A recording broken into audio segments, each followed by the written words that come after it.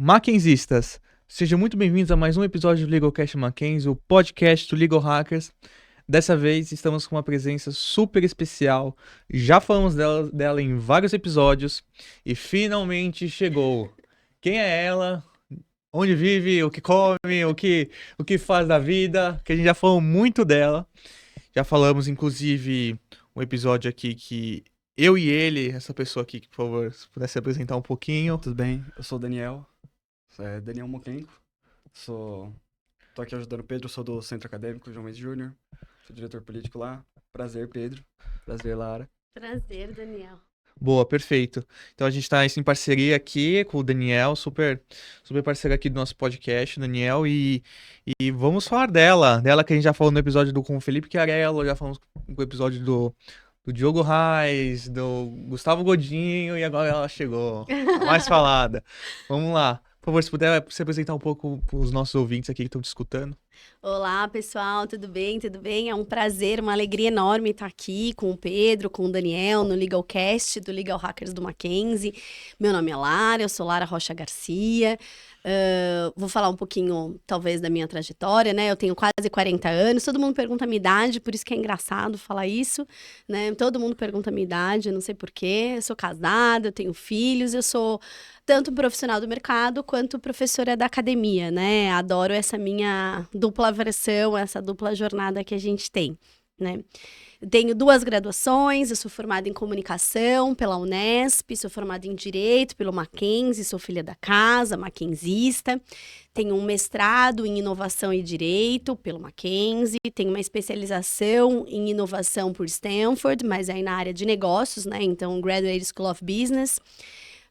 Tenho um doutorado também pelo Mackenzie, parte pelo Mackenzie, parte pela Columbia, em proteção de dados e inteligência artificial. Tenho alguns artigos internacionais publicados, um em Berkeley, um no Reino Unido, um outro na China e um agora que está saindo na Espanha. Tem alguns outros no Brasil. E tenho mais de 10 livros, capítulos de livros, acho que capítulos de livro, eu estou batendo 15 capítulos de livros publicados nessa intersecção direito, gestão, tecnologia, parte também em saúde, né? Fiz uma carreira longa aí na saúde. Olha, mas é só para apresentar. Tô falando, gente, por isso que ela é tão falada. Olha, no dia que eu for assim, no dia que eu chegar nisso, não, eu tô feito na vida, porque tanta referência aqui que você trouxe e parabéns, é algo que eu imagino que as pessoas devem falar, assim, porque realmente imagino o esforço de ter chegado até aí e estarmos aqui conversando. Mas agora a gente quer saber sobre um pouquinho mais do que você contou pra gente, um pouquinho mais sobre Lara Garcia. Quem é ela, como começou, a sua trajetória, a sua relação acadêmica, porque veja, temos um tema diferente aqui. É quase a relação eu e o Daniel aqui que está do meu lado, ele é uma pegada bem acadêmica, eu sou uma pegada mais corporativa, de empresas.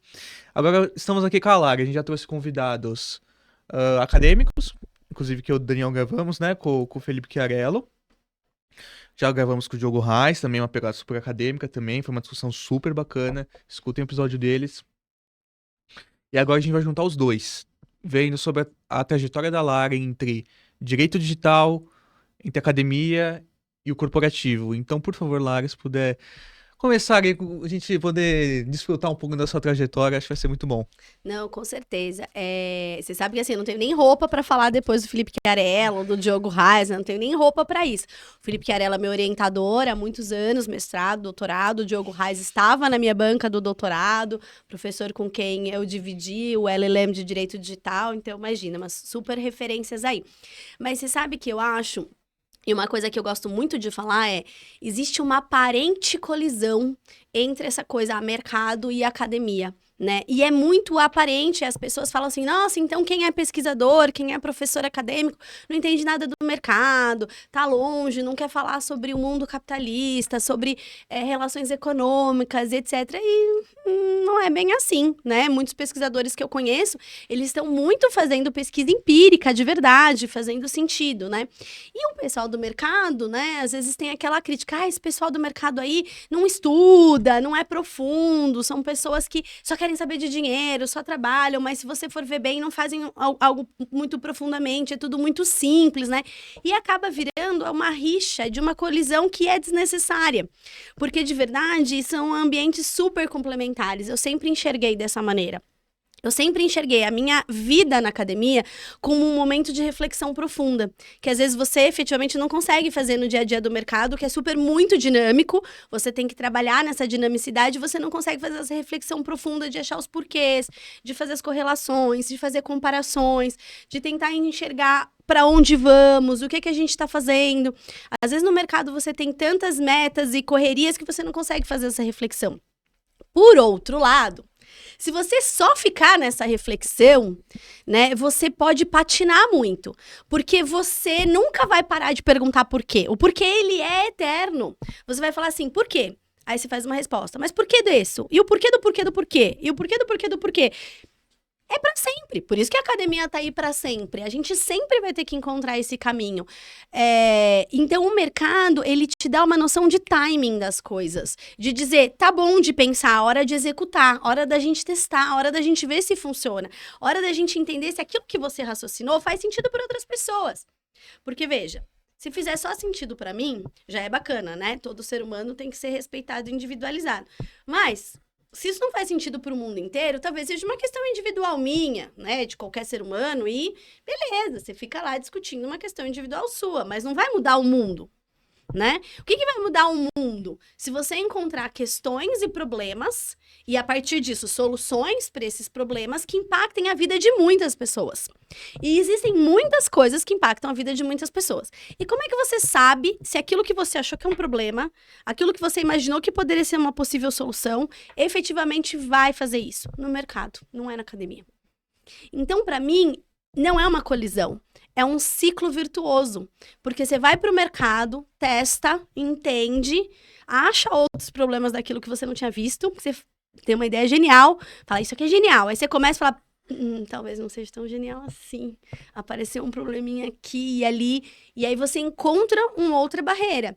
Aí você volta para a academia, vê quem tá pensando sobre isso, quem tá pesquisando sobre isso, o que essas pessoas acharam. Às vezes alguém já achou uma solução ali, publicou alguma coisa, só que não testou. Aí você pega aquilo, volta pro mercado. E aí testa de novo e tenta outra vez. Então eu gosto muito desse olhar porque você consegue ter momentos diferentes. Puxa, preciso pensar profundamente sobre isso. Vamos lá pra academia, vamos ter um diálogo, vamos fazer um debate, vamos às vezes não chegar numa conclusão. Beleza, mas e aí? O que eu faço no mercado? No mercado não, eu vou ter dinamicidade, timing, resultado, foco em resultado, aquilo precisa fazer sentido para alguém além de mim, né? Alguém, aliás, né? Quanto mais pessoas, melhores, mais a gente impacta as pessoas, né? Preciso trabalhar com resultados que façam sentido além de mim também, então preciso sustentar uma empresa, precisa pagar o salário das pessoas, todas que estão ali, precisa pagar o meu salário, os meus boletos e assim por diante. E aí você encontra outros problemas. Então, quando a gente estuda inovação, e a inovação me trouxe esse olhar, né? Porque a maior teoria da inovação a gente chama de tripla hélice. O que é tripla hélice, né? Quando você pensa como se fosse um triângulo, mas quando você pensa em hélice, porque ela se movimenta, né? Uma parte é a academia, porque tem pesquisadores e pesquisadoras buscando isso cada vez mais, profundamente, uma série de situações. O mercado, porque está testando e achando escalabilidade para isso. E o Estado, que tem o poder ali tanto de pacificar conflitos, quanto de direcionar o poder de compra do Estado, quanto de estruturar políticas públicas e econômicas. Então, a tripla hélice, ela só funciona se esses três atores estiverem encaminhados. E isso é tão verdade, que até no Brasil, que a gente sempre acha que é atrasado, né? A gente tem aquela síndrome de Tupiniquim, e não é tanto assim, eu sou uma ferrenha defensora do Brasil. Existe um negócio que chama Marco Legal da Inovação. E o Marco Legal da Inovação é uma lei federal que faz com que essa tripla hélice funcione, ou pelo menos incentiva, fomente, né? Busque com que essa tripla hélice funcione. Então, isso significa o quê? Ela permite que o mercado faça uma série de bolsas para a academia pesquisar problemas do mercado.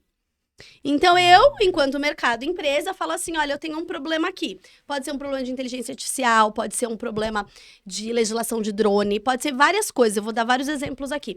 E eu jogo para a academia esse desafio.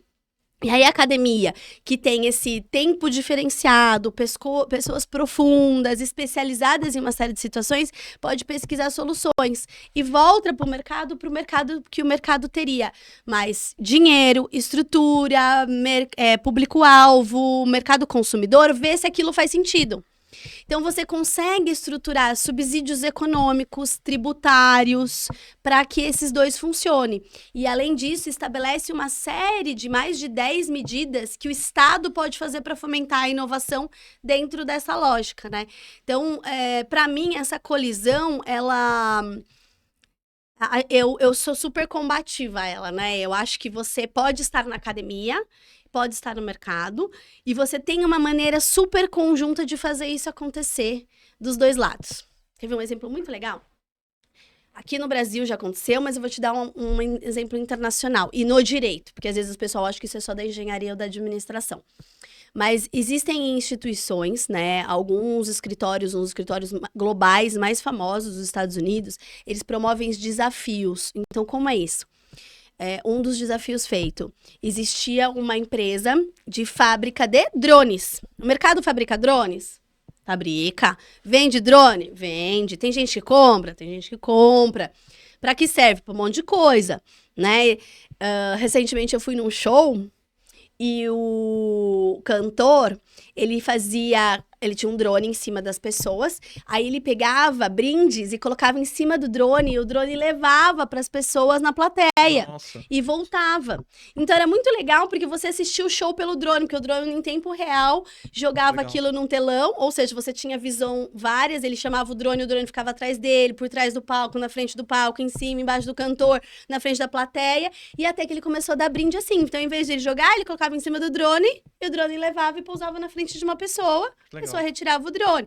Então, olha que legal, uma inovação em cultura. Eu adoro ver aqueles vídeos do Facebook, não sei se você já viu o Facebook, sim, eu uso o Facebook, de uns drones que invadem festa. Sim, É muito sim, legal, já viu? Já? sim. Quer dizer, E esse é um problema pro direito, pra privacidade. exato. É um direito da minha privacidade. Então, quando a gente pensa em drone, só para falar desse exemplo, Aham. né, eu posso pensar como uma inovação no setor do entretenimento, como um problema para a privacidade, porque esse drone entra em qualquer lugar. Grava também, né? Grava, exatamente, e como soluções. Então, existem hospitais que transitam órgãos por drone ou medicamentos. Então, imagine que você tem um trânsito entre um hospital e outro, ou entre uma ala e outra do mesmo hospital. Você não precisa de um ser humano. Você pega o drone com o IA, coloca ali uma caixinha de medicamentos e ele leva até o outro lugar, sem você precisar deslocar um profissional do hospital que pode estar cuidando de um ser humano, sem precisar ficar só de mensageiro de um lado para o outro. Olha que solução legal. E aí, o que isso tem a ver, né, com a academia e com o mercado? Por que eu tô falando isso? Porque isso é um mercado, tá certo? Aí começaram a pensar o seguinte, tá bom, e se eu quiser fazer isso aéreamente, de um hospital para o outro, de uma cidade para outra? Esquece as limitações técnicas do drone, que às vezes não tem autonomia e tal. Isso é um problema para engenharia. Vamos pensar aqui no campo do direito. Eu posso fazer isso? Tem alguma lei que me impeça? E se um drone começar a voar aqui no meio de todo mundo aqui do trânsito da Avenida Paulista? Vai ter um problema? Ilegalmente? Será que eu posso atrapalhar o trânsito? Então, essa é uma coisa que as pessoas do direito podem pensar. Então, o que essa empresa fez? Jogou um desafio para os alunos do direito na Alemanha, em que eles deveriam levantar todos os problemas do drone andando na cidade. Então, se eles andarem no trânsito, eu teria que fazer uma harmonização com a legislação do trânsito. Se eles forem de uma cidade a outra, será que eu vou ter que falar com o pessoal da aeronáutica? Porque... E se tiver um avião? E se atrapalhar um helicóptero? Não posso sair voando no espaço aéreo, né, gente? Imagina se eu causo um acidente com um avião, as pessoas caem... Um laser lá, antigamente, você jogava o laser, podia ferrar com o piloto do avião. Com o piloto. Então, imagina um drone do além aparece na frente. Então, claro que pode causar coisas sérias. Então, o desafio que foi jogado para a academia foi: me deem uns problemas, tudo que vocês acham que pode ser um problema de um drone andando por aí, né? E o que poderia ser uma solução. E aí, esses estudantes, né, parte graduação, parte pós-graduação, mestrado, doutorado, chegaram à conclusão que talvez a gente pudesse ter uma regulação de drones. E como seria essa regulação? Quem seria o órgão competente? Quais seriam as sanções? Quem fiscaliza? Tudo que a gente tem que pensar no direito. Por exemplo, quando a gente pensa em direito público.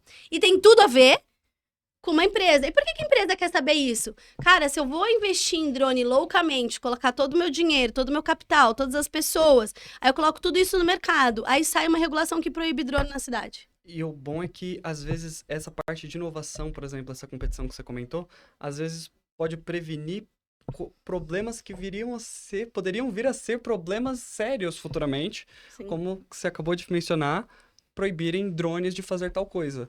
Às vezes, com instigar essa competição entre os alunos, esse questionamento na academia, às vezes pode sair problemas ou até já soluções dos problemas que podem vir aparecer futuramente, né? Exato, então você propõe isso pra lá, né? Teve uma época da minha vida que eu trabalhei no Einstein, eu fui gerente de inovação, posso contar um pouco da minha trajetória, que o direito entrou depois pra mim, né? Como eu contei, tenho dupla graduação, então o direito veio depois. Eu comecei a trabalhar com internet, a internet era mato, né? Tenho 23 anos trabalhando com internet já. Quando eu trabalhava no Einstein, um dos exercícios que a gente fez foi rodar todas as universidades do Brasil. Quando a gente rodou as universidades do Brasil para falar com os estudantes de mestrado e doutorado, que são pesquisadores mais profundos do que a graduação, né? A graduação ela tem um outro objetivo, Sim. embora ela tenha também pesquisa, a gente descobriu, gente, pesquisadores maravilhosos. Um pesquisador em específico de São Carlos, hoje ele já faleceu, que ele tinha descoberto, olha que loucura, né? Uma tiarinha como essas que você compra na farmácia, tão simples quanto essa, só que obviamente tecnológica, que você apertava uns botões lá e ela calculava a pressão intracraniana dentro da sua caixa craniana. Isso aí virou uma patente, isso quando eu pesquisei foi há 13 anos atrás que eu conheci, tanto que ele já é falecido. Hoje é uma patente na Europa, nos Estados Unidos e no Brasil. Só existe esse cara. E é uma tecnologia 100% brasileira, fruto de um doutorado. O que isso muda a vida do mercado? Vamos, né? Saiu da academia. Meu, os médicos agora, se eles forem fazer uma cirurgia neurológica, se alguém sofreu um acidente de carro grave, um traumatismo, eu posso simplesmente pôr uma tiarinha e eu já descubro a pressão, o quanto aquilo tá com problema, o quanto é urgente, o quanto não é urgente, se essa pessoa tá prestes a morrer ou não. Eu não sou médica, mas enfim, eles vão ter uma série de parâmetros que antes eles precisariam fazer uma cirurgia para conseguir. E foi o fruto da academia. Então, percebe que, assim, era o doutorado de uma pessoa que foi levada a sério e aplicado uma série de outras metodologias que o mercado domina. E hoje é uma tecnologia internacional que vai dar resultado para os pacientes dentro do hospital, né? Então, acho que por isso que eu me apaixonei, porque eu falo, tem lugar para a gente fazer tudo. Dá para a gente fazer uma série de coisas na academia e dá para a gente fazer uma série de coisas no mercado. Excelente, excelente, porque é uma discussão que a gente vem tendo muito forte agora, né? Porque a gente vê engenharia, por exemplo, eles trazem soluções para o mercado no TCC deles. Aqui Exato. no direito, pelo menos, a gente não traz solução para as pessoas, não sei, no nível teórico acadêmico, né? Você resolve um impasse ali acadêmico que os grandes doutores e doutoras estão discutindo, mas pelo menos, eu vejo engenharia que eles trazem soluções para o mercado que traz, de fato, fomenta esse tipo de discussão. E uma das iniciativas que você trouxe, né, que eu acho interessante você falar com a Ticket, com o case do hackathon que vocês trouxeram, que é trazer soluções para o mercado, eu acho que falta no direito. Sim. Você pensar... tem aquele que quer seguir acadêmico, vai. Digamos que o Daniel gosta muito da área de entretenimento e de direito da criança, né? Digamos só. Digamos. Digamos. Não, de fato, ele gosta bastante. E eu quero trazer uma solução pro mercado através do direito.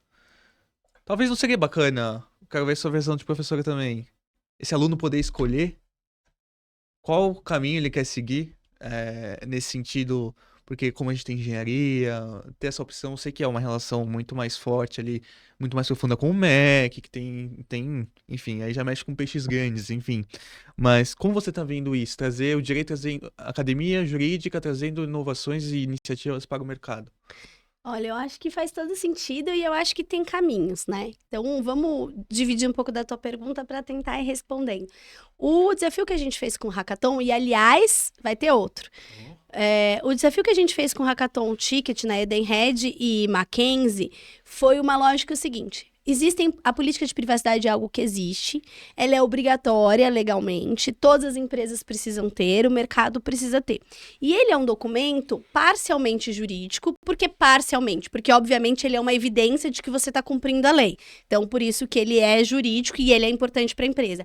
Mas, por outro lado, ele também é para o usuário. Você tem que entender, está previsto na lei que aquilo tem que ser transparente, que a pessoa tem que entender o que é feito com o dado pessoal dela, né? É um momento em que você pode gerar confiança. Eu sempre trago isso para os meus alunos. Vocês querem fazer um exercício? Escolhe 3, 4 empresas, qualquer uma que vocês quiserem, e procure a tal da política de privacidade e lê. Né, faz esse exercício de ler. Ao final, se faça a seguinte pergunta: esse documento me passa confiança nessa empresa? Puxa, eu li e falo, puta, que da hora, agora eu tô tranquilo, eu sei que a empresa tá fazendo tudo do jeito certo, tô em paz. Ou, não, esse documento me deixa mais confuso, nossa, a empresa faz isso, a empresa faz aquilo, a empresa faz aquilo outro, né? Quando eu dou aula, esse é o meu trabalho com os meus alunos, quando eu dou aula de privacidade e proteção de dados. Você escolhe uma empresa, acha uma política de privacidade, analisa e traz pra mim. Onde você encontra os elementos da lei presente, pra você conseguir entender o que a lei se transforma, e o que faz você sentir por essa empresa. Quando a gente propôs o Hackathon, a ideia era essa. E se a gente ouvir do nosso público o que eles pensam sobre a política de privacidade? De forma especificamente genuína, transparente, sincera. E para eles transformarem do jeito que faça sentido para eles. Porque aí vieram trabalhos fantásticos, fantásticos. A gente ficou impressionado com a qualidade dos trabalhos. Tanto dos pitches quanto dos documentos. Foi muito, muito, muito difícil de escolher. Na verdade, a gente selecionou 10 e pra gente é que o Liga Hackers não ficou entre os top 3. Por isso que ele fica me olhando com essa cara, o Pedro. Mas eles ficaram entre os top 10. E pra gente, os top 10 foram os vencedores, né? Todos aqueles que estavam no top 10, eles estavam com a mesmíssima nota. Todo mundo ficou com a mesma nota. Então, foi um detalhe, uma vírgula ou outra que fez que a gente tinha que escolher só 3, porque era o que a gente tinha de premiação. Mas a qualidade era realmente muito alta. Que isso muda, né? Muda a gente ouvir as pessoas, né? Muda a gente entender que às vezes pro advogado ou para quem tá aqui desse lado, que eu leio aquele documento todos os dias, pra mim tá tão óbvio, porque eu já sei aquilo, capaz de souber recitar, sabe, o negócio de cor salteado, mas para quem lê, fala, eu não entendi. Não tá claro pra mim. E, poxa, se não tá claro pra mim, então vamos refazer, porque eu quero que esteja claro pra você, eu quero que você entenda, eu quero que você leia e veja o esforço que a gente tem dentro da empresa pra fazer a empresa séria nesse assunto, que você consiga captar pelo documento. Nossa, não captei, então não. Então vamos fazer tudo de novo. Por isso que essa relação é muito importante. E aí, quando a gente pensa nos TCCs, né, numa comparação do direito e da engenharia, a engenharia, ela nasce para resolver problemas. Quando você começa numa faculdade de engenharia, no primeiro dia da sua faculdade de engenharia, se você for aluno da engenharia, né, meu marido é engenheiro. E eu fiz aula com a engenharia muitas vezes, né? Desde a minha primeira graduação, eu fiz várias eletivas com a engenharia. Talvez por isso que eu aprendi a namorar a engenharia, Minha família também é engenharia. De engenharia? Então, entendo um pouquinho. Então, se você entrar no primeiro dia de aula, o professor, o primeiro ano inteiro da engenharia, vai falar assim, vocês estão aqui para resolver problemas. Ponto. E cálculo. O cálculo é uma ferramenta para você resolver problema. Então, pode ser que você vai resolver problemas elétricos, mecânicos, mecatrônicos, computacionais, de produção, de processo, etc. Quando eu olho para o direito, eu penso, por que a gente existe? A gente existe para resolver problema. Só que os nossos problemas não são mecânicos nem elétricos. Nossos problemas são sociais. Porque nós somos uma ciência social aplicada, né?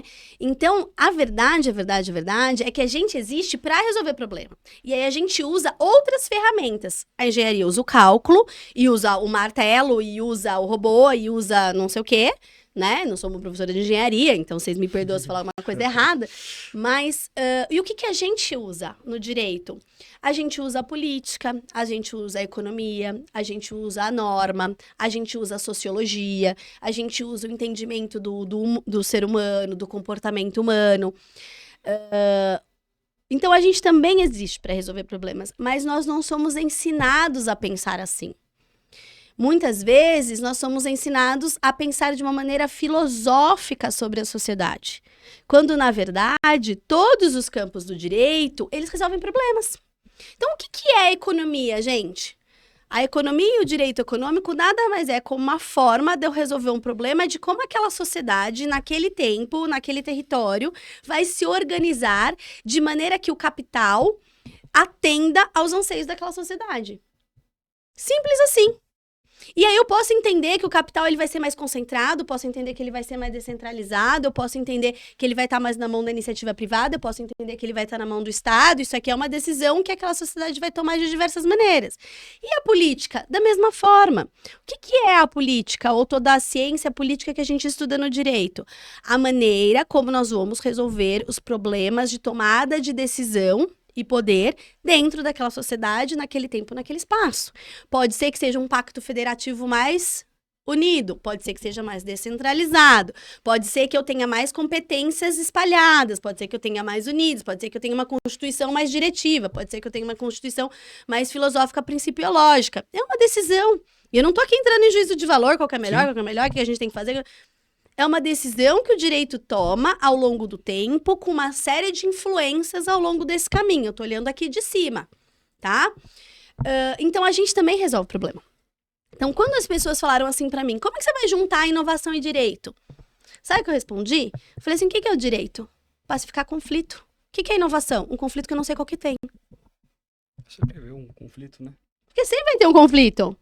E aí, quando eu for inventar uma coisa nova, qualquer produto novo, vai ter um novo conflito. Isso é fato. Mas qual que é o novo conflito? Eu não sei. Mas talvez caiba ao direito tentar antever esse conflito e já tentar antever o remédio para esse conflito. Quais seriam os possíveis remédios para esse conflito?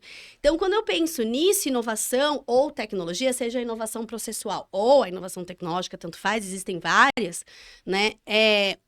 O direito, ele sempre vai estar num caminho de pacificar esse conflito. É para isso que a gente existe, do ponto de vista de segurança. Só para isso que a gente existe. Por que a gente quer criar norma? Pacificar conflito. Porque as pessoas, sozinhas, muitas vezes, não conseguem entrar numa solução sozinhas. O judiciário serve para isso. Porque se você conversar com o seu vizinho e resolver, fizer um acordo, eu faço isso, você faz aquilo, e os dois concordarem, ninguém vai pro judiciário. Vocês concordam? Sim. O judiciário é quando você vai falar assim, gente, a gente não chegou num acordo, um terceiro imparcial, que é o juiz, decida sobre a nossa situação aqui e restabeleça a paz do conflito existente. Eu posso não gostar, mas vou ter que cumprir. Isso que é o judiciário. Então, quando a gente pensa numa inovação e eu vou introduzir um produto, um serviço, um novo processo, uma nova tecnologia, um novo jeito de pensar, uma nova regulação, eu vou colocar um ato externo naquilo que já estava funcionando. Imagine que seja um aquário. Né? O aquário está funcionando, você vai colocar um peixe novo, por exemplo. Vai dar algum estresse, né? Esse peixe vai ter que se achar nesse aquário novo que ele não conhece, os outros peixes vão ter que dar um espaço para ele, pode ser que tenha briga, pode ser que seja tranquilo, mas você já vai ter que observar e entender como eles vão funcionar, certo? Então, é uma pequena sociedade que você introduziu algo novo. Mesma coisa se você, para quem tem cão e gato, é igual. Gente, se você tem um cachorro em casa, resolve adotar um gato ou comprar um gato, seja lá o que você vai fazer, aquilo ali gera um certo estresse, tem que ter uma certa adaptaçãozinha, né? Tem uma série de técnicas, etc. Ou ao contrário, se tem um gato, vai botar um cachorro, enfim. Sim.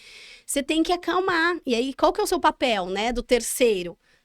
Pacificar o conflito para que naquela sociedade aquilo se restabeleça.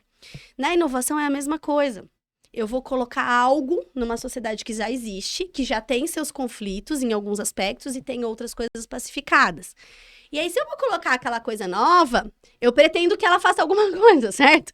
Ou ela pacifique um conflito existente, ou ela traga uma melhoria numa qualidade de vida, ou ela traga eficiência, ou ela melhore economicamente, ou ela traga mais paz politicamente. Não sei, tem vários motivos, né? Mas ela vai mexer numa estrutura estabelecida. Sim.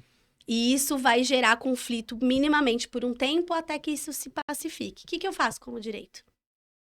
Então, eu acho que se a gente enfiar na nossa cabeça, como a engenharia tem muito claro que a gente existe para resolver conflito, você faz um TCC. Qual o conflito que você quer resolver? Entendi. Entendeu? Aí você faz um TCC dessa maneira. Então, quero resolver o conflito entre academia e mercado. Tá lá, o Marco Legal da Inovação e outras leis que a gente tem. Eu quero resolver um conflito de que a política de privacidade não está transparente o suficiente para o meu usuário, porque ele não está entendendo. Então, vou trazer uma solução, né? Trazer, que foi o caso do Hackathon, Sim. elementos de legal design e visual law, para tentar trazer essa transparência. Será que funciona? Será que não funciona? É uma hipótese de pesquisa. Pode ser que eu coloque e lindo, maravilhoso, funcionou. Pode ser que eu coloque e as pessoas continuem não entendendo. Então, quer dizer, eu vou ter que achar outra ferramenta para fazer. E é assim que a gente vai fazendo pesquisa. Quer ver outras coisas que a gente pode fazer? O chat GPT, né? O chat GPT, ou o Copilot da Microsoft, ou o Bardo do Google. São todas inteligências artificiais generativas, esse tipo de IA, né? Elas estão aí. Elas foram introduzidas na sociedade. E ela está causando alvoroço. A gente ainda não se acalmou com ela. A gente não sabe direito, né? Sim. Tem gente que fala que é um absurdo, não quero de jeito nenhum. Tem gente que fala assim, não vivo sem isso. O Judiciário, recentemente, ele julgou a proibição, o CNJ, ele barrou, não é alguma coisa assim? Eu vi bem de relance. A gente teve as duas coisas. A gente já teve o CNJ barrando e a gente teve o STF pedindo pra usar. Entendi. Então, nós estamos diante de um cenário, como eu disse, não pacificado. Entendi. Tá aqui gente encontrando várias maneiras de lidar com isso. Eu já tive alunos que falaram assim pra mim, professora, Google é coisa do passado. O negócio agora é fazer pesquisa no chat GPT. Até no TikTok o pessoal tava fazendo pesquisa. Aí, ó, tá vendo? Gente, eu falo isso Não no é? mercado. Às vezes você quer ver um vídeo curto, sei lá, uma dica, a pessoa às vezes não vai nem no YouTube mais. Porque o YouTube tem um formato, digamos assim, um algoritmo ele é feito pra pessoa reter um tempo ali dela, ver um vídeo de 10 minutos, normalmente é o que dá a monetização ali pros canais. Aí entra a nova dinâmica de redes sociais, que são os vídeos curtos e numa tela infinita, que é o TikTok. Agora elas pesquisam. Aí você já tocou nesse assunto aqui, Ah. nesse assunto específico. Eu sou muito ateu de acreditar no TikTok. Então, isso e é isso que é isso. Gente, vocês falaram o que eu tô falando. Eu não tô dando minha opinião, só tô dizendo. Sim. Estamos diante de um novo conflito. Foi Boa. introduzido um novo comportamento na sociedade. Esse é o exemplo. Eu mesmo não uso o TikTok. Eu, Aham. não- eu usei por um tempo, mas eu não consigo usar, nunca me habituei muito. Mas, pelo menos vendo o que as pessoas estão começando a fazer, não acho que seja um meio mais seguro, mas acho que é um meio novo. Porque, será que é tão seguro quanto ver alguém no YouTube? Porque o TikTok a gente tem a impressão que é algo meio Mais raso, não tão talvez. sério, Né? raso. Mas será que a gente vai encontrar a mesma fidelidade no YouTube? Eu acho Pensando em diferentes algoritmos e pesquisa de conhecimento. eu acho que depende muito da área que você tá querendo pesquisar. Boa. Se você querer um assunto pontual, por exemplo, dou um exemplo besta aqui. Putz, eu queria lembrar aquela fórmula do Excel. Como faz aquela fórmula do Excel? Você coloca no Boa. TikTok rapidinho, é pontual. Rapidinho. Agora você pesquisa temas polêmicos, assim, políticos, sabe? Dando de exemplo do direito. Tem muito assunto por trás. E você resume tudo É. em 20 segundos. E aí a pessoa toma aqueles 20 Tem segundos isso como também. conhecimento. E toma pra ela e fala, pronto, já estudei, já vi meu TikTok. Você É. viu, ultimamente, falando de saúde também, Uhum. a epidemia que teve de transtorno de déficit de atenção. Todo mundo tinha TDAH porque viu no TikTok, ó, abaixa um dedo a cada característica que fizer. Se você abaixa todos, Você tem você que tem ter. TDAH, você tem depressão, você tem ansiedade. Boa. Então eu acho que são assuntos pontuais e assuntos específicos que dá pra ter no TikTok. Rápido assim, sabe? Que não exige tanto conhecimento por trás, que você não precise pesquisar. Boa. E eu acho que atualmente a nossa sociedade, eu me incluo nisso também, tá usando o TikTok pra tudo. Quando não se deve usar pra tudo. Boa. Você sabe o que é legal? Eu adorei ouvir vocês assim, né? E não foi combinado. Porque é sobre isso que eu tô falando do conflito, né? Quando a gente usa essa palavra, parece que as pessoas vão brigar. Não é brigar, nós estamos aqui debatendo super naturalmente. Por enquanto. E emitindo as nossas opiniões. Eu também não tô dizendo que as pessoas têm, que os alunos têm que fazer pesquisa no chat GPT. Não é isso, gente, não é isso. O que eu tô dizendo é que quando um aluno me trouxe, eu fiquei sem reação. Porque eu não tinha calculado que isso pudesse acontecer. Mas pensa bem comigo aqui, ó. Vamos construir esse pensamento juntos. Há 20 anos atrás, quando surgiu a internet, 20 e poucos anos, né? A internet comercial surgiu há quase 25 anos. Ela era muito pouco conhecida ainda. Ahn, Essa era a reação, sabia, Daniel? Eu me lembro do meu pai, eu tinha 16 anos, falava, vou pesquisar na internet. Meu pai falando assim, internet é coisa de pedófilo, só tem crime aí, você tem que usar livro. É, Eu tenho que cortar essa parte no YouTube. tá bom, então vamos de novo. São pessoas que gostam de crianças. Depois que ela falou que tá Oi. cortado. Mas enfim, só pra... Não, então, exato, meu pai Esse foi o falava melhor termo, assim. não. Meu pai não foi o falava melhor assim. termo. Vou começar de novo. Na internet, meu pai falava assim: nossa, só tem crimes na internet, só tem coisa que não serve, né? Por que você vai usar a internet? Eu quero que você vá na biblioteca, porque eu cresci sem Google, tá, gente? Fiz faculdade sem Google. Então, eu tinha que ir na biblioteca. Cada vez que eu tinha um trabalho para fazer, da faculdade ou até da escola mesmo, do ensino médio, do ensino fundamental, eu ia na biblioteca da minha cidade, falava com a bibliotecária, pegava os livros, tirava xerox ou anotava no caderno, né? Fazia uma compilação, fazia uma folha ao maço e entregava. Quando chegou a internet, nesse cenário, foi esse o primeiro olhar.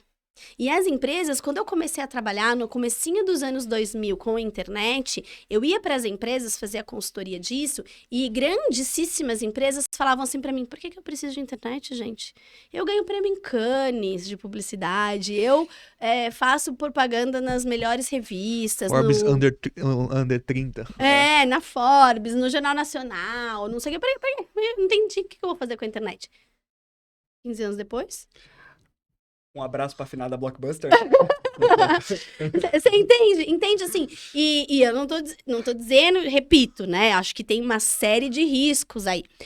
Quando o Google começou, no começo não tinha Google. Eu sou da época do KD e do Yahoo Respostas. O Yahoo tem até hoje, né? É. Eu lembro do Yahoo. Quando só tinha o Yahoo, era bem mais famoso, mas era meio complicado de usar, né? Então, e será que se a gente tirasse, olha o que o Daniel acabou de falar tudo do TikTok. Se eu substituísse a palavra TikTok e colocasse Yahoo Respostas e a gente fosse para 15 anos atrás, não serviria tudo que ele falou pro Yahoo Respostas? Nossa, é verdade, né? Tudo que ele falou é raso, Qualquer um não é escreve. profundo. A pessoa vai escrever uma coisa em 140 caracteres, uma coisa que é super profunda, que é um argumento que precisa ser construído, analisado com muitas minúcias, e aí faz um resumo simples, né, que dá coisas erradas. Tudo isso se aplicaria ao Yahoo Respostas, mas tá aí até hoje. Ele É a lógica da encontrou. coisa, né? Porque assim, É a lógica da olha pra cada construção. Wikipédia, vai indo pra trás, Assim como os meios de... eu consigo também defender os pontos positivos do TikTok, tá? Só pra... Não, sim. Eu também, eu concordo. Não, Sim, eu tô por com exemplo, você, tá? esses Assina embaixo assuntos- tudo que você falou. Esses assuntos delicados, Ah. às vezes com o vídeo do TikTok, às vezes alguma pessoa se interessa por um assunto delicado vendo 20 segundos Sim. de conteúdo, entendeu? Perfeito. Aí vai pro CTA, que vai numa coisa mais profunda, né? Acho que funciona também. E acho que é isso. E eu acho que é isso que é legal, entende? A gente conseguir entender onde a gente tá e com quem que a gente tá falando. Então, talvez o TikTok me dê um primeiro olhar, os meus primeiros 30 segundos.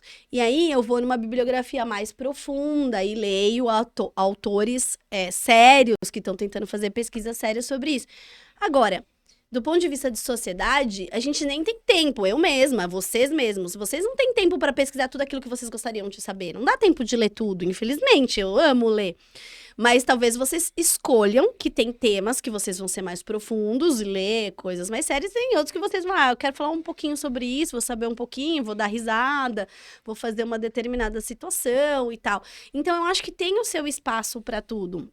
Né? E a gente começa a chegar numa geração que não quer mais pesquisar no Google. Uma coisa que há 3 anos atrás era inimaginável que um aluno fosse falar que não ia fazer pesquisa no Google. Inimaginável. Vocês estavam na faculdade 3 anos atrás, certo?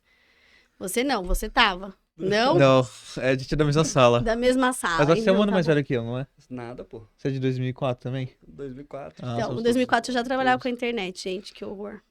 Eu já trabalhava com a internet. Não, a gente começou em 2022. Em 2022. Foi praticamente depois... Da pandemia.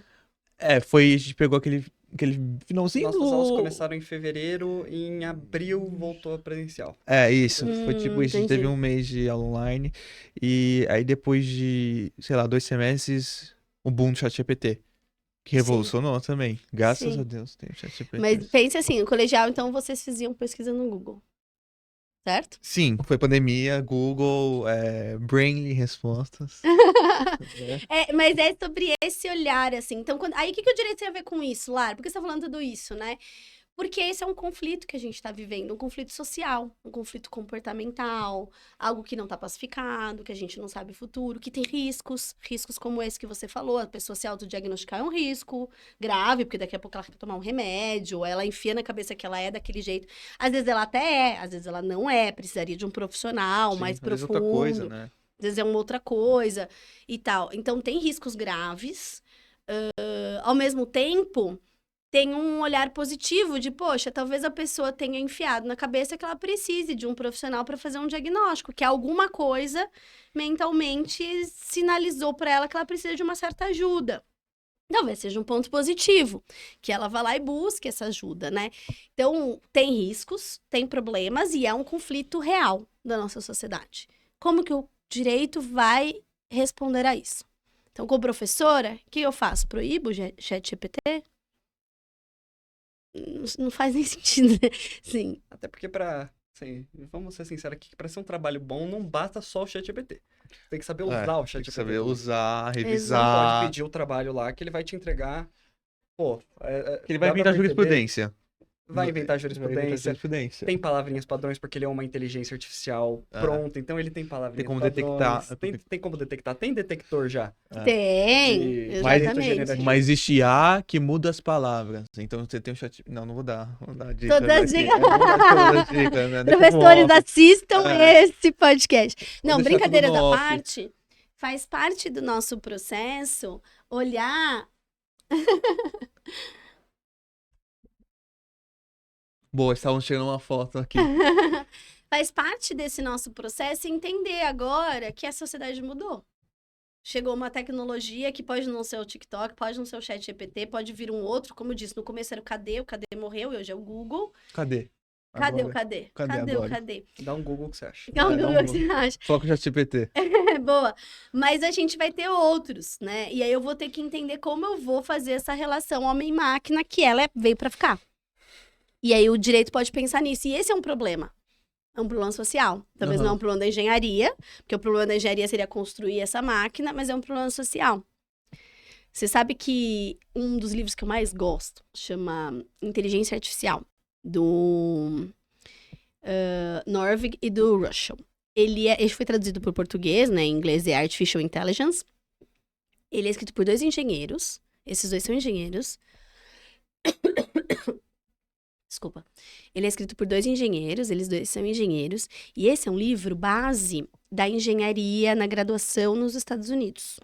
Então, quando você vai estudar inteligência artificial num curso de engenharia ou de ciências da computação, eu digo de exatas, nos Estados Unidos, esse é o básico, sabe? Bibliografia básica. Entendi. Porque ele explica todas as inteligências artificiais, os seus tipos, os métodos supervisionado, não supervisionado, de aprendizado, várias coisas. Mas, cara, os 3 primeiros capítulos dele são de ciências humanas. Entendi. Eles fazem um pedido às ciências humanas, à filosofia, à ética, ao direito, à psicologia, porque eles dizem que as exatas, eles vão calcular os algoritmos e como eles vão funcionar. Agora, o que os algoritmos podem ou não fazer é o pessoal da humanas, da ciência social aplicada, porque é o que o ser humano quer nesse espaço, nesse tempo, como a nossa sociedade quer funcionar. O que a gente quer das máquinas? E o que a gente não quer delas. E como a gente vai estruturar a sociedade. Isso é o direito que diz. Não é a engenharia. Então, claramente, a gente vai precisar atuar conjuntamente. A gente vai dizer, ó, vai até aqui, ou não vai até aqui, isso pode ou não pode. Eles vão nos ajudar programando e até nos dizendo, ó, isso aqui eu consigo fazer do jeito que você quer. Isso aqui, talvez não, porque a IA acaba tendo o seu próprio aprendizado. Então, a gente vai falar, se isso aqui não dá pra fazer, eu vou ter que pensar de um outro jeito. Olha lá a gente tentando resolver problema. De novo. A gente também resolve problema, só que de um jeito diferente. Então, para quem quer fazer um TCC nessa lógica de resolver problema social, usa outra metodologia. Você pode usar a metodologia de caso de estudo, você pode usar uma metodologia de pesquisa empírica, né? Às vezes a gente tem também, o aluno às vezes tem uma preguiça, tá?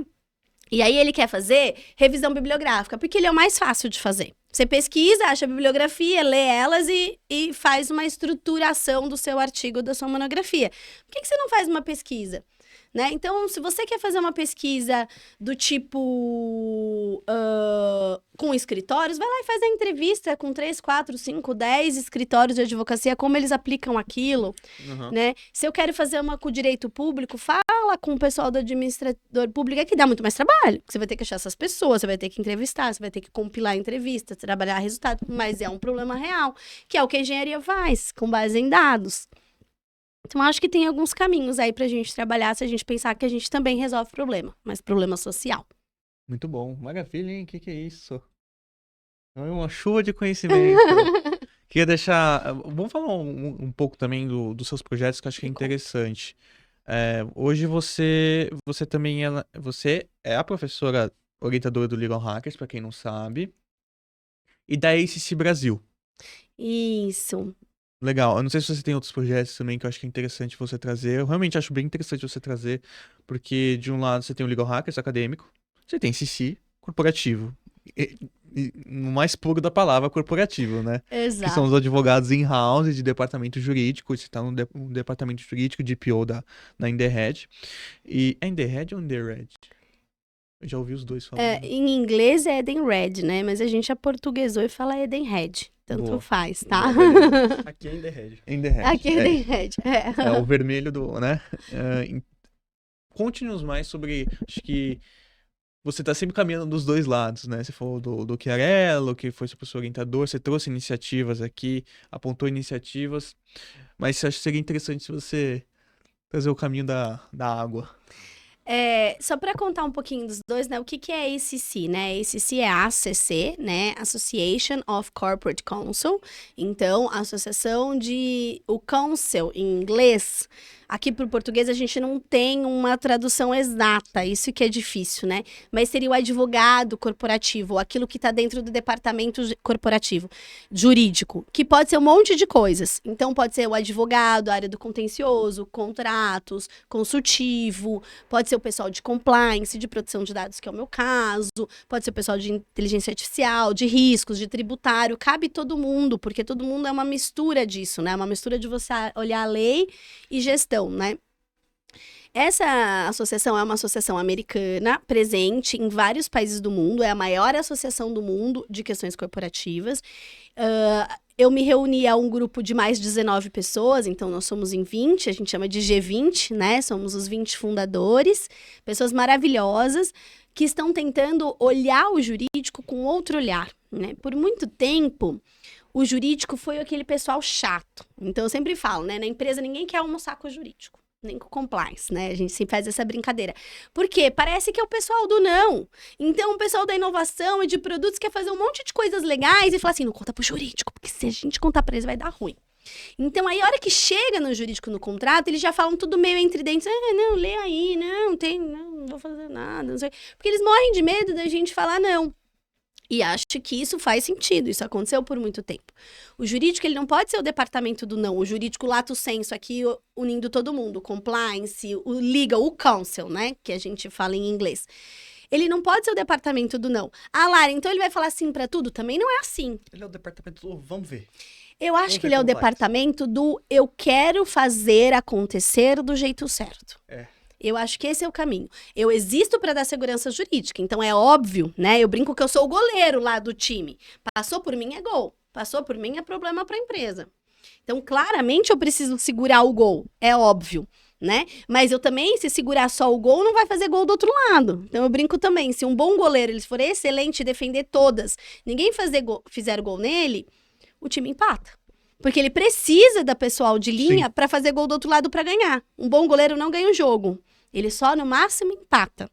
Então, vai ser a união das duas coisas. Se o time fizer um monte de gol, mas aqui tomar um monte de gol, também não resolve. Então, você solta todos os riscos da empresa e deixa todo mundo ala louca e fazer 200 gols. Legal. Mas você vai tomar 300, quer dizer, os seus riscos vão ser piores do que aquilo que você conseguiu materializar.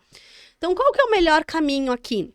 é você fazer uma parceria. E é nisso que a ACC acredita, e que esse G20 acredita, e que a gente quer trazer isso para o Brasil, para transformação dessa cultura e dessa mentalidade, por meio de uma série de ferramentas e iniciativas, de diversas maneiras, de ser um departamento pró-negócio, porque nós somos o negócio também.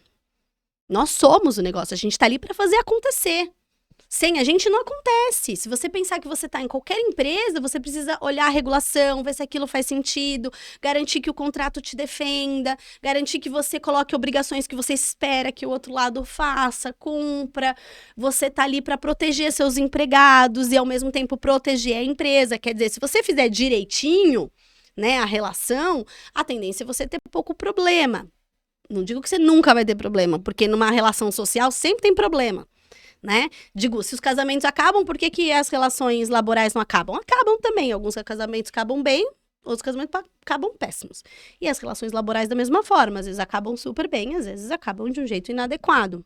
Mesmo que tenha boa fé dos dois lados. Então, o nosso trabalho, enquanto ACC, é falar assim, vem cá comigo, eu tô do mesmo lado. Que projeto que você quer fazer? Ah, você quer fazer assim? Legal, entendi. Qual que é o seu objetivo? Qual que é a sua finalidade? O que a gente vai ganhar com isso? Qual que é o resultado? Você tá no mercado junto. Tudo bem, tá claro, mas vamos fazer o seguinte, vamos mudar esses pequenos olhares, talvez por aqui não dá, mas por aqui você consegue, vamos dar um passo atrás aqui, a gente dá 2 na frente ali, e aí fazer essas concessões conjuntas. Né? Se você entrar desde o começo, faz sentido. Se você só pegar um contrato e falar isso não, isso não, isso não, isso não, ninguém vai falar com você mais. Agora, se você falar, deixa eu ver, isso aqui não tá muito legal, o risco é muito alto, vamos tentar mitigar esse risco, vamos pensar enquanto negócio quais riscos a gente compra, faz parte da vida comprar risco, todo mundo compra risco. Inclusive, as regulações de IA, elas são risk-based approach, né? Ela é totalmente focada em risco. Né? Os riscos, eles são classificados, a gente decide qual a gente compra e estrutura um mecanismo de governança para mitigá-los. Eu acho que no negócio é a mesma coisa, e é isso que é a ACC, e por isso que eu sou apaixonada por ela, porque é juntar esse grupo de pessoas, mais o poder de uma instituição muito antiga, que já está fazendo isso em muitos países, e a possibilidade desses vários benchmarks. Então, a gente vê coisas aqui, leva para lá, aprende com eles, traz de volta, e fala, putz, olha que legal. E não só com os Estados Unidos, tem gente na Europa, tem muita gente aqui do nosso lado, na América Latina, a gente tem parceria com outros países da América Latina muito legais, a ACC Argentina tá voando. Então, faz todo sentido a gente olhar para eles também, o que vocês estão fazendo aí, como é que a gente pode acompanhar, como é que a gente pode aprender, né? Esse olhar. O Legal Hackers, eu acho também que é um olhar incrível dentro da universidade, porque ele traz uma multidisciplinariedade para o direito. O direito em si, historicamente, ele é um curso que ele quer ficar preso em si mesmo. Ele é um curso hermético, que a gente diz. Então, às vezes, a gente fala só para advogados. De advogados para advogados. Isso é legal? Claro, tem seu valor. Mas eu brinco que falar de igual para igual, você acaba perdendo a importância do diálogo. Porque quando a gente pensa diferente, a gente aprende. Olha que bacana quando a gente, né, pensou, um falou do ChatGPT, outro do TikTok, aí eu trouxe um outro elemento, aí a gente aprendeu, aí eu ouvi vocês. Então, é com essa diferença que a gente aprende. Então, eu acho que o Legal Hackers, ele vai lá buscar um pouco em ciências da computação, em tecnologia, elementos para rediscutir o direito. E leva coisas do direito para esses outros olhares também. Cara, você já olhou que isso aqui pode te dar ruim? Você já viu que isso aqui pode te dar problema? Né? E tenta fazer esse olhar multidisciplinar. Sou apaixonada pela multidisciplinaridade, acho que esse é o caminho. E aí, quando você pensa em outros projetos que a gente está fazendo, a Edenred tem uma série de projetos bacanas. Lá eu sou parte do GA, que a gente chama de Grupo de Afinidade de Igualdade de Gênero.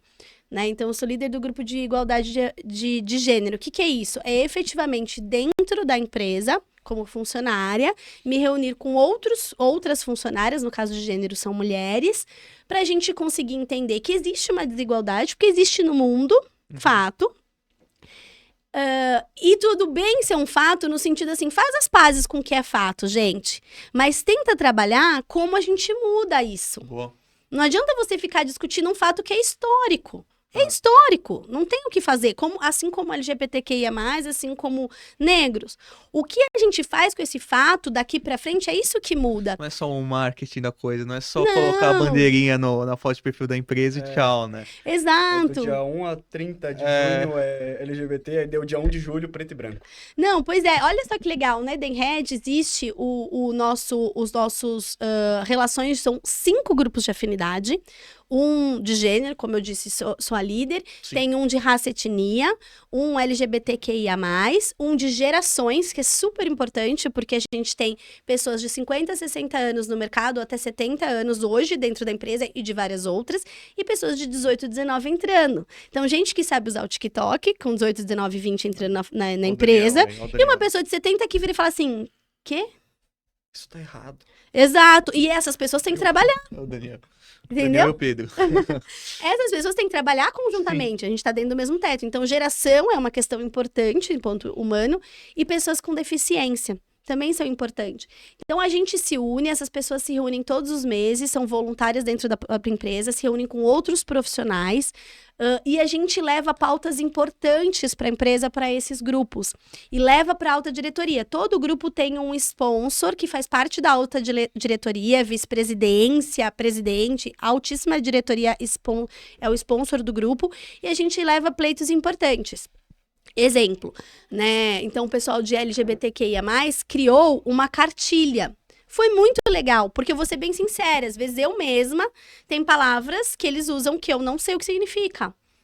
E aí eles fizeram uma cartilha para todo mundo aprender, a gente passou a aprender. Uma então, coisa que caiu no Enem Caiu. tempo, não lembro quando, mas... Caiu a questão da diferença entre gênero e sexo, e eles levaram, todo mundo aprendeu. A gente teve que aprender. Eles falaram, isso é importante para esse público, pra gente se sentir acolhido e ter igualdade. Legal, vamos lá, vamos aprender todo mundo. Foi todo mundo treinado nisso, né? O pessoal de pessoas com deficiência colocou a questão das libras. Então, agora, na empresa, não tem, é proibido, não se faz nenhum evento se não tiver um tradutor de libra, em nada, em nenhuma relação. Então, vamos fazer a apresentação do presidente sobre os resultados. Tem um tradutor de libras no Quando a gente negócio. tiver com milhões de visualizações no nosso dia, a gente vai ter aqui no Legal Hackers. É isso aí. Então, você percebeu que é uma coisa simples, mas que para aquelas pessoas fez toda a diferença.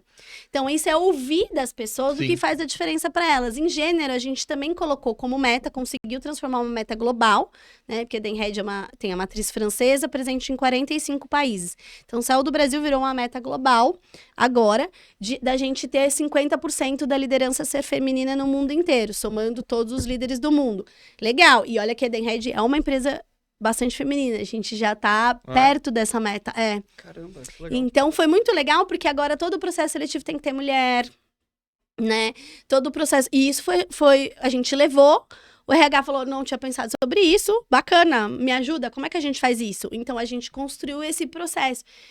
Você estar aberto a ouvir é muito legal. E eu conheço várias empresas que estão. A gente faz benchmarking com outras empresas, e é um projeto que eu gosto de levar, quando o pessoal dos alunos fala assim, mas professor, eu gosto de direitos humanos. Fala, eu também. Como é que eu faço o meu direito humano dentro do mercado? Assim, respeitando todas essas pessoas. Entendendo que existe uma realidade fática, não adianta você bradar contra uma realidade fática histórica. Ela é histórica, ela está aí. Como a gente vai lidar com isso é o que muda. E é levando proposituras. Até hoje, tudo que eu levei foi acatado. E os outros grupos também. Então, a gente conseguiu o banheiro unissex, né, que o pessoal do LGBTQIA+ pediu, a questão das libras do pessoal de deficiência, a gente fez um letramento do pessoal de raça e etnia também, que eles pediram para colocar as diferenças de uma série de etnias que eu também aprendi, não conhecia, né, então o pessoal de gerações também trouxe uma cartilha que eles julgaram importante, por causa das gírias dos mais novos, que eles não entendiam. Mas eu acho que isso é essencial, é o que você falou, é ouvir. Ouvir. Porque tem muitas empresas, até faculdades, muitos lugares, que preferem não ouvir, porque às vezes não é compatível com a ideologia da empresa, com a cultura da empresa, é uma palavra melhor, vai, senão eu perco aqui, ó, a linha aqui. O ouvir é muito importante, né? Você estar adepto a incluir, mesmo que você não concorde, que você não ache válido, que você ache frescura, é bom você ouvir. E se não é um negócio que vai mudar pra você, você só tem a aprender. Aprender nunca é ruim. né? Exato. Aprender nunca é ruim. Aprender é sempre algo somando pra sua vida, por mais que aquilo não seja útil pra você, Sim. por mais que fosse uma empresa, por exemplo, de 99% mulheres e tivesse 1% homem, que, né? Infelizmente isso não existe, né? Vou te dizer que na saúde é bem perto disso, viu? Sério? Saúde tem Porque bastante, minha namorada trabalha sim, bastante. as Tem bastante. enfermeiras, Nutrição. nutrição, Nós quase demais. todo um hospital, 70, 80% é feminino. Então, e mesmo assim ainda tem que ter esse discurso de falar, ó, a gente vai apresentar questão de gênero, porque tem aquele 1% que ainda não entende. Então, Sim, é sempre bom você estar adepto a ouvir, você estar adepto a incluir coisas novas na sua empresa, porque a sociedade muda, você tem que mudar junto com a sociedade Área para de todos TI, os né? lados. Tipo, a área de TI. Tipo, área de TI. e é legal porque assim, se você tiver, voltamos ao que a gente já falou do conflito. Se você tiver esse olhar de existe um problema, existe um conflito social e eu preciso trabalhar nele, você consegue ficar tentando achar soluções. Porque às vezes, né, e eu faço essa crítica dos dois lados. Existe gente que não quer ouvir, eu concordo plenamente com você. Existe sim muita gente, que é uma questão cultural, sim. 100% que você falou, eu tô assinando embaixo. Agora, existe também o jeito de falar, Concordo. né? Então, existe a maneira com que você fala e como você, às vezes, ofende o outro, né? Então, claro que eu entendo que a pessoa que já foi ofendida, muitas vezes, na maneira que ela vai falar, ela naturalmente, até inconscientemente, ela vai partir para ofensa também, porque ela foi ofendida. Sim. Então, ela foi, e isso foi inadequado, isso foi errado, ela não deveria ter sido ofendida. Então, ela vai desta maneira. Só que o que eu penso é que o outro já não tá aberto a ouvir. Ele vai ouvir uma ofensa? Não é. Ele não vai. Tem que Isso ser não tudo muda a conciliado, cultura, né? Tem que ser, isso não muda a cultura. Isso não muda a cultura. Então você vai Não ter que adianta. trabalhar num processo de estamos num conflito, sim, existe um problema social, sim, e a gente precisa resolver, sim, né? Quais são as ferramentas que nós Sim. vamos fazer? Se a gente fosse fazer uma analogia com a engenharia, né? Já que a gente brincou aqui com a engenharia, seria o mesmo que eu dissesse aqui. Existe um muro aqui, galera. Tá? Imagina ter um muro intransponível, alto, gigantesco, que é uma questão cultural. Duro, rígido, resistente. Como que eu faço? Se eu, às vezes, jogar uma bola de concreto, sei lá, não entendo nada de materiais, mas só para fazer uma analogia besta, né? Assim, resistência, né? Um material muito resistente versus outro material resistente. Será que eu consigo? Muitas vezes não, né? Então, o pessoal da engenharia fala, às vezes, o mais fácil é coloca água e deixa dissolver por baixo. Entendi. E aos poucos isso você vai conseguindo. Talvez demore mais, mas também eu coloco menos força. Eu me ofendo menos. Então você pode ir por um outro caminho. Tenta um outro material, porque a água passa por tudo. A água corrói, né? Uma série de materiais, né? E eu tô dando exemplos, assim, simples, bestas, e eu posso estar até falando errado do ponto de vista de engenharia, mas Mas a lógica é a certa. é a analogia aqui que a gente tá conversando. E eu acho que quando eu penso nessa questão, que eu amo esse projeto, sou apaixonada por esse projeto, é isso de não nega a realidade e não acho que você vai mudar da noite pro dia, porque Sim. a sociedade não vai mudar da noite Você pro não dia. pode destruir um muro com tudo, porque vai destruir a estrutura inteira. Exato, que cai em cima da sua cabeça, eu Mas- brinco. Mas você também não pode falar que aquele muro não tá ali, né? Não pode falar que o muro não tá ali. Então, Ele assim, tá eu brinco, ali. esse muro, ele sustenta um telhado. Se eu tirar o muro de uma vez, o telhado cai na minha cabeça. Exatamente. Então, eu também vou ser prejudicada. Então, como eu tiro esse muro, eu transformo, eu pinto ele de outra cor, sei lá, né? Então, eu gosto muito de falar desse projeto porque eu realmente acredito que tem várias empresas investindo, sabe? Nisso. E aí, a gente tem um caminho pra trabalhar. Perfeito. Ó. Foi um papo que não precisou nem usar pauta. Foi tão fluido aqui. Foi um papo tão agradável que foi indo. A gente foi conversando, realmente foi indo através da sua trajetória. Então, um episódio excelente. Estamos indo pro nosso final do episódio. Muito obrigado, pena. professor. Né? Mas foi muito, muito bom, de verdade. Espero que o Daniel tenha gostado aí mais uma vez de estar aqui. Foi um episódio Corta sensacional. aí, a gente já grava o próximo episódio e a gente conta aqui a parte 2. Boa. E assim, ficou muito, muito bom e a gente tá caminhando no nosso final. A gente tem uma sessãozinha de perguntinhas e respostas. A gente faz uma pergunta de livro, um livro que você pode indicar, Uhum. qualquer um. O que você escreveu, um que você goste, um que impactou sua vida. Uma dica de Uhum. filme, Tá bom. qualquer um também. Pode ser o mais aleatório possível, mas desde que você goste. Uhum. E agora, um novo, Hum. que eu pensei ao longo desse episódio, uma nova sessão, uma dica de música. Ixi, não vim preparada para isso, né? Mas olha, um livro que eu li recentemente, aliás, esse ano, e que eu amei, recomendo muito, é Torto Arado, do Itamar. Ele fala muito sobre uma relação após liberação dos escravos, né? Então, foi feita a libertação dos escravos, mas na verdade eles não encontraram caminhos, e é muito bonito, é nacional, brasileiro. Gostei muito, uma literatura que eu sou apaixonada por esse livro, né? E então eu acho que vale a pena, é um livro que eu recomendo. Um filme, olha, tem um filme que é clássico, de 200 anos atrás, mas que eu sou muito apaixonada, que é Sociedade dos Poetas Mortos, né? Você tem carinha de conhecer. Esse- Eu não esse- conheço. É minha indicação também, então. Eu vou colocar É, aqui na minha indicação também. Esse filme É bom. é muito legal, porque é uma relação de um professor com os alunos, e ele é um professor que tenta tirar o sonho dos alunos, né? Para que os alunos efetivamente busquem os seus sonhos, às vezes até, ali no caso, a revelia dos pais, né? Para um outro olhar. Mas o ponto não é esse, né? Não é importante. O importante é você não desistir dos seus sonhos, mas entender a realidade que você vive, como você vai caminhar em prol desses sonhos, né?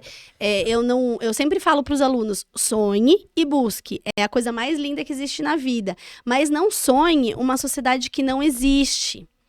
Sonhe dentro da realidade fática e trabalhe com ela.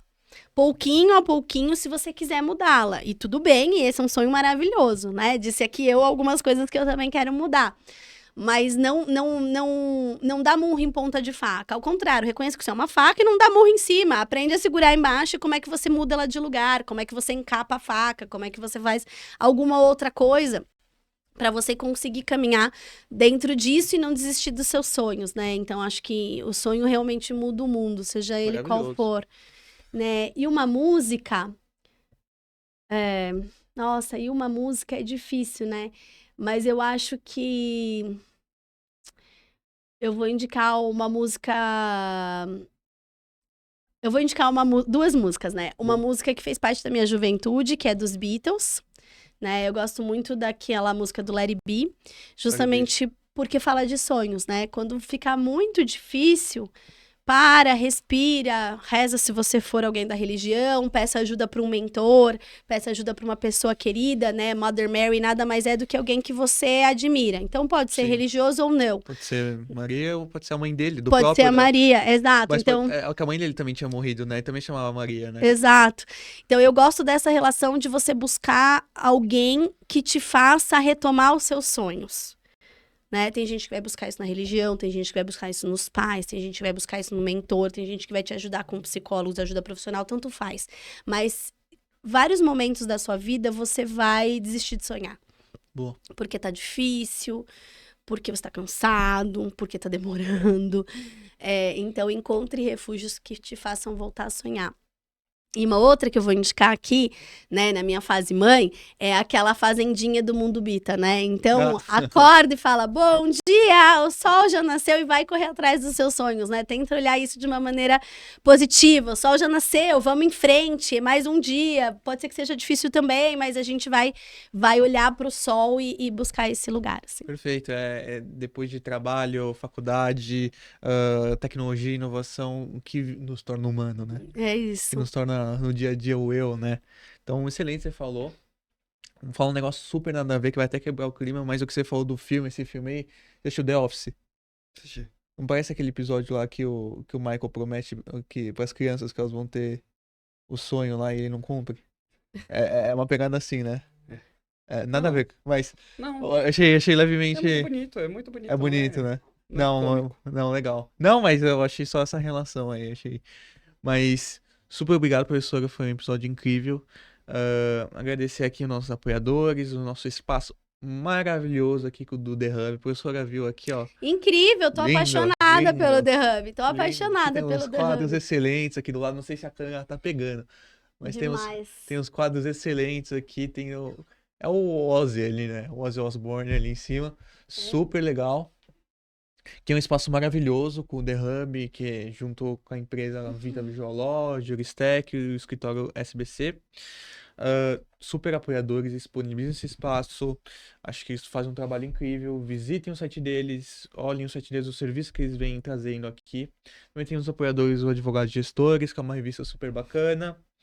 Temos o escritório Faila Lima Advogados, que está apoiando o nosso podcast. Episódio Escritório Excelência. Dá uma visitada no site. E também o AB2L Gens e Law, que também é muito sobre o que a gente discutiu hoje, sobre carreira, universidade, academia, enfim. Ficamos por aqui. Se quiser deixar algum contato, algum Instagram que você poste conteúdo, LinkedIn. Olha, não, fiquem à vontade para me procurar. Eu tô no LinkedIn como Lara Rocha Garcia, né? linkedin.com/Lara Rocha Garcia. Tô no Instagram também, que é @Lara Rocha. Eu já fui mais produtora de conteúdo no Instagram, vou confessar, né? Bastante, mas hoje em dia eu consigo não fazer muito, mas eu sempre posto, eu compartilho coisas interessantes, ou se as pessoas quiserem falar comigo. Mas eu acho que vale a pena você ser membro da ACC, né? Tem muito conteúdo legal lá mesmo, e agora tem uma série de ações, webinar, aula, Legal. de várias questões que vale a pena. Acho que esse é um que eu gostaria de encontrar vocês lá. Legal. Mas assim, é só para quem tá em estudante em departamento jurídico ou pode ser para quem tá em escritório também? Não, se você quiser entrar, pode ser. Você pode estar em escritório também, você pode entrar, né? Acaba não tendo tanta relação, Sim, né? Porque sim. não é um desafio que você vive todo A gente dia. como uma figura de estudante, talvez. Exato, mas com os estudantes, com certeza, porque pessoas que querem ser, Sim. né? Tá E aprende aprendendo. muito, assim, né? Aprende bastante. Tem várias maneiras de você se tornar membro, algumas que Bacana. são pagas, outras que não são. E aí tem diferentes funcionalidades, né? Mas isso, mesmo que eu seja não pago, eu recomendo que vão, porque tem um conteúdo muito legal, produzido por muita gente. Aí não sou só eu, né? Então é muito legal. Bacana. Daniel, quiser dar as suas últimas palavras aqui nesse episódio maravilhoso? Olha, dessa vez, minhas últimas palavras, não sei que eu senti muita falta de falar. E eu acho que linka com tudo que ela fala. Leiam Pequeno Príncipe. Pequeno Vai ser minhas Príncipe. últimas palavras, que é meu livro favorito. Boa. Acho que todo mundo é obrigado a ler. Boa. Deveria Todo ser ano, né? obrigatório. Todo ano muda, né? Todo A mês, se interpretação, né? Boa. 70 Nunca li. páginas, sei lá quantas páginas é. Nunca li. É curtinho, né? Muito curtinho, dá pra você ler uma vez a cada mês. Boa. Bacana. Fechou. Episódio incrível. Muito obrigado, pessoal. Curta, comenta, compartilha. Deixem seu like. Compartilha com um amiguinho que tá precisando escutar e esclarecer sua carreira jurídica. E também você que já tá no mercado, já está trabalhando, por que não? Um tema que todo mundo gosta, todo mundo escuta. Então, super obrigado você que ficou até aqui. Um grande beijo e até mais. Tchau, tchau.